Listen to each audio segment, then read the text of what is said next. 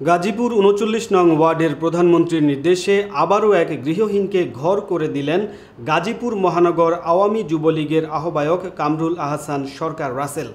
গাজীপুর প্রতিনিধি আরকে রেজার রিপোর্টে বিস্তারিত জানাচ্ছেন SKN রেশমা।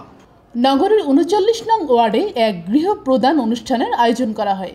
উক্ত অনুষ্ঠানে প্রধান অতিথি হিসেবে উপস্থিত ছিলেন গাজীপুর মহানগর আওয়ামী যুবলীগের আহ্বায়ক কামরুল আহসান সরকার রাসেল।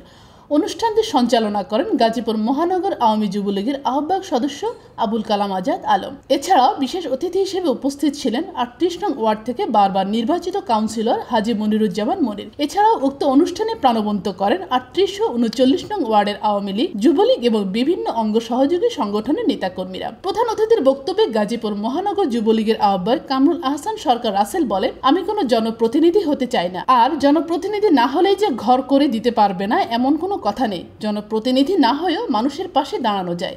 আমাদের মাননীয় প্রধানমন্ত্রীর যে নির্দেশ এবং আকাঙ্ক্ষা দেশের একটি মানুষও যেন গৃহহীন না থাকে, সেই লক্ষ্যে আমি করে যাচ্ছি।